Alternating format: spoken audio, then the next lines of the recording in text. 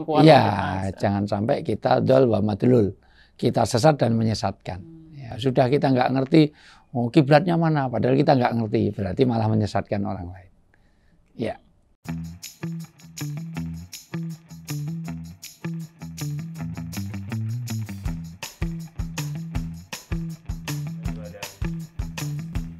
Assalamualaikum warahmatullahi wabarakatuh. Waalaikumsalam warahmatullahi wabarakatuh. Alhamdulillah kita kembali lagi di Femcast Family Podcast. Aku tanyain ya. Aku jawab ya nak. Siap. Ayo. Oke, kali ini kita seperti biasa kita mau bahas pertanyaan dari teman-teman yang udah masuk lewat IG-nya Ayah di @ustadzwijayanto.official. Kali ini pembahasannya tentang jalan keluarga menuju surga. Alhamdulillah, itu cita-cita bersama. Dan pertanyaan itu penting karena al-ilmu miftahuhas su'al. Ilmu ini adalah kuncinya ada pada pertanyaan. Banyak ilmu-ilmu yang kita dapatkan dari Rasulullah karena pertanyaan sahabat. Sahabat tanya apa, maka ada penjelasan. Maka penting pertanyaan. Meskipun nanti ada larangan. Pertanyaan yang ngoyoworo, yang ngedabiah, yang nggak jelas. Misalnya kalau ada pertanyaan bagaimana sholat di bulan, nah itu nggak pas.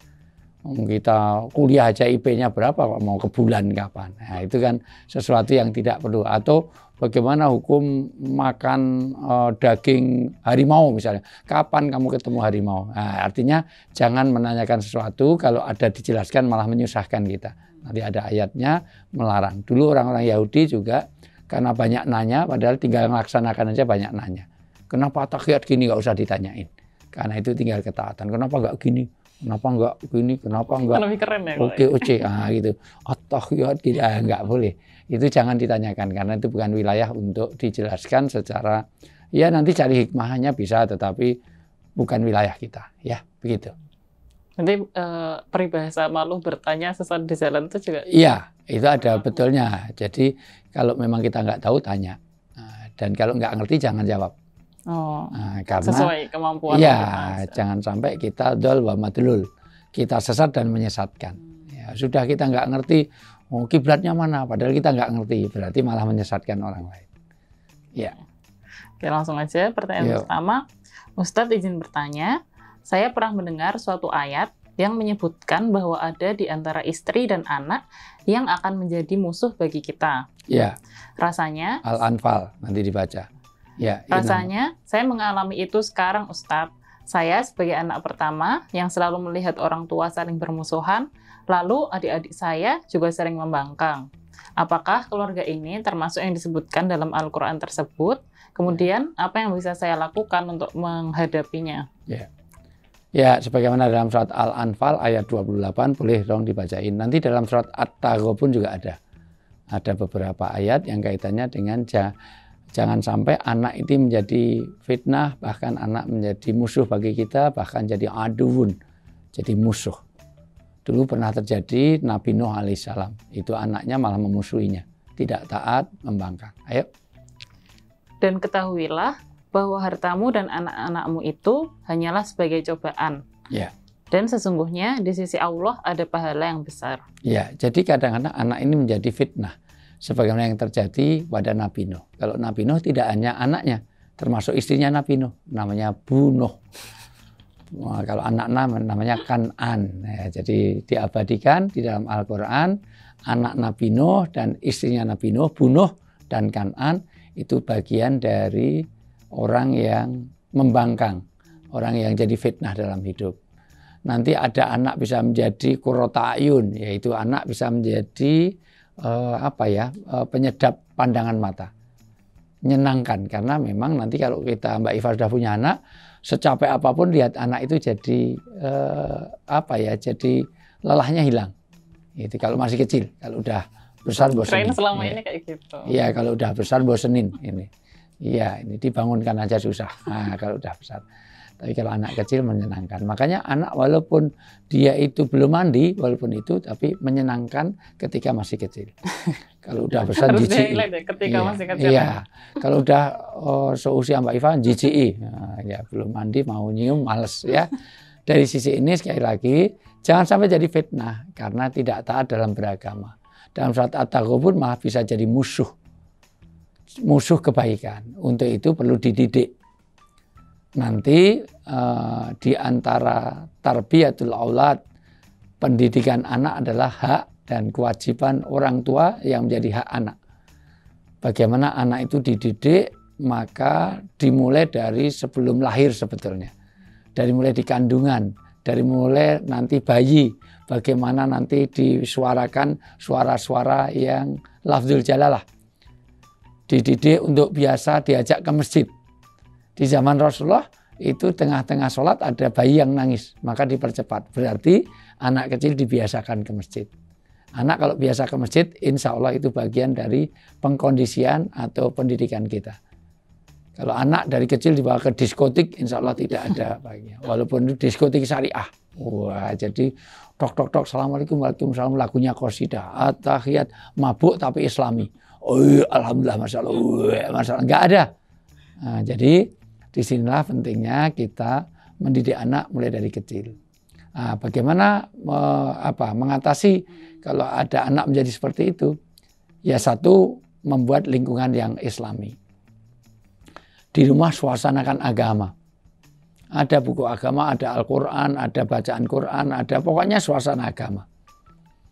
Kalau kedua, suasana tidak hanya di rumah, di kampung. Kalau di kampung itu, di tempat Anda itu nggak ada suasana agama, adzan nggak terdengar, ya gimana? Pindah saja, pindah rumah. Mosok rumah kok sampai kayak kedengaran adzan di situ. Nah, karena adzan itu mengingatkan untuk waktu-waktu sholat. Penting, jangan sampai 5 tahun di komplek, masjidnya di mana? Oh, kalau nggak salah di pojok situ deh, suaranya dari sana. Ini terlalu. Ya, kedua, diperlukan ilmu, maka dikasih kajian. Ikut TPA, ikut TPQ, ikut pada kajian-kajian. Bapaknya ikut kajian, ibunya ikut kajian, anak-anak ikut kajian. Yang ketiga, perlu bitonah teman-teman dekat. Nah, mungkin anak menjadi fitnah itu karena punya teman-teman yang narkobawan, yang suka tawuran, yang kelitih, yang apa segala macam. Teman-teman itu sangat berpengaruh. Maka kita perlu tahu teman-teman dekatnya. Minimal kalau mau tanya, walaupun teman itu juga kaitannya predator apapun, sekarang sejenis saja jadi masalah. Itu laki-laki kok tulangnya lunak, ya, jadi tulang laki-laki kok jari-jarinya keriting. Nah, ini walaupun sesama jenis malah membahayakan. Itu makanya dijaga betul terhadap syariat itu. Yang berikutnya didoakan. Doa terus supaya apa? Karena kekuatan doa itu luar biasa. Dia berdoa, anak diajak berdoa, adik diajak berdoa, keluarga diajak berdoa. Kalau perlu ada masa-masa berdoa bersama. Ya, apalagi kalau sepertiga malam semuanya doa untuk kebaikan, itu bagian Allah malu untuk tidak mengabulkan doa. Orang yang menengadahkan tangan di waktu tahajud ditarik dalam keadaan kosong.